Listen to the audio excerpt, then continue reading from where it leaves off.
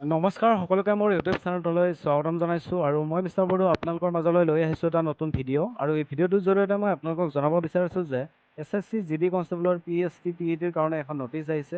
আপোনালোকে যদিহে SSC GD কনষ্টেবলৰ written qualify কৰি থৈছে তেনেহ'লে আপোনালোকৰ ফিজিকেল ডেট আহি গ'ল। আপোনালোকে ফিজিকেলৰ কাৰণে ৰেডি হৈ থাকক আৰু আপোনালোকৰ এই তাৰিখত ফিজিকেল অনুষ্ঠিত হ'ব সেই বিষয়ে এই ভিডিঅ'টোৰ জৰিয়তে জনাই আছোঁ। আপোনালোকে ভিডিঅ'টো শেষলৈকে চাই থাকিব আৰু এইখন হ'ল অফিচিয়েল নটিফিকেশ্যন।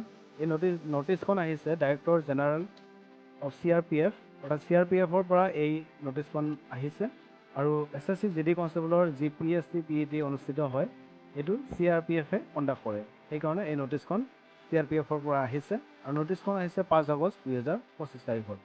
এতিয়া আপোনালোকে ইয়াত দেখা পাব, ইয়াত ছাবজেক্ট উল্লেখ কৰিছে conduct of PST PET of CT GD অৰ্থাৎ কনষ্টেবল GD এক্সাম 2025।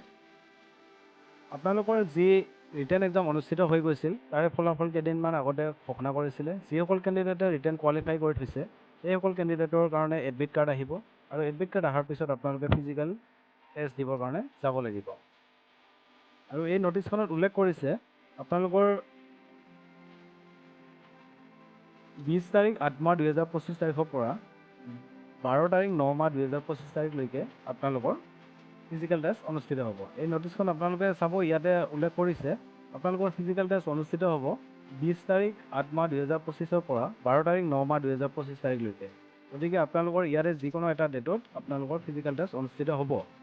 20 তাৰিখতো আপোনালোকৰ ফিজিকেল টেষ্ট অনুষ্ঠিত হ'ব বুলি আপোনালোকে ভাবি ল'ব পাৰে আৰু সেই হিচাপতে আপোনালোকৰ যদিহে এতিয়াও প্ৰেক্টিছ কমপ্লিট হোৱা নাই তেনেহ'লে আপোনালোকে যিমান পাৰে চেষ্টা কৰি থাকক।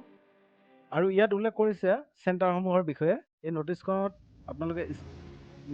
আপোনালোকে স্ক্ৰীনশ্বট মাৰি ল'ব আৰু ইয়াতে চেণ্টাৰসমূহ চাব পাৰিব।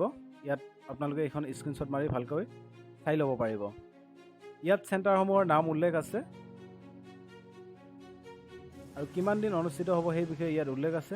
এইখন আপোনালোকে স্ক্ৰীনশ্বট মাৰি চাই ল'ব। তো আপোনালোকে যদিহে এতিয়াও আপোনালোকৰ ফিজিকেল টেষ্ট কমপ্লিট কৰিব পৰা নাই, প্ৰেক্টিছ যদি আপোনালোকৰ এতিয়াও কমপ্লিট হোৱা নাই তেনেহ'লে আপোনালোকে যিমান পাৰে চেষ্টা কৰক। সময় আৰু বেছি দিন নাই, যিহেতু 20 তাৰিখৰ পৰা আপোনালোকৰ ফিজিকেল টেষ্ট অনুষ্ঠিত হ'ব। গতিকে আপোনালোকৰ এডমিট কাৰ্ড 10 দিন আগত আহিব বুলি এটা অনুমান কৰিব পাৰি। হয়তো আৰু 10 দিন আগত বা আজিকালিৰ ভিতৰতো আহি যাব পাৰে। যিকোনো সময়ত আপোনালোকৰ এডমিট কাৰ্ড আহি যাব। গতিকে আপোনালোকে এডমিট কাৰ্ডৰ আশা নকৰিব। এইখন অফিচিয়েল নটিফিকেশ্যন হয়। 20 তাৰিখত আপোনাৰ হয়তো অনুষ্ঠিত হ'ব পাৰে, 20 তাৰিখতো আপোনাৰ হ'ব পাৰে বা 20 তাৰিখৰ পিছতো হ'ব পাৰে। সেইকাৰণে আপোনালোকে এডমিটৰ আশা নকৰিব। আপোনালোকে নিজৰ প্ৰেক্টিছটোৰ প্ৰতি মন দিয়ক। যিমান পাৰে সোনকালে আপোনালোকে প্ৰেক্টিছত ৰেডি হওক আৰু 20 তাৰিখতে আপোনালোকৰ ফিজিকেল টেষ্ট অনুষ্ঠিত হ'ব বুলি আপোনালোকে প্ৰস্তুতি কৰি থাকক।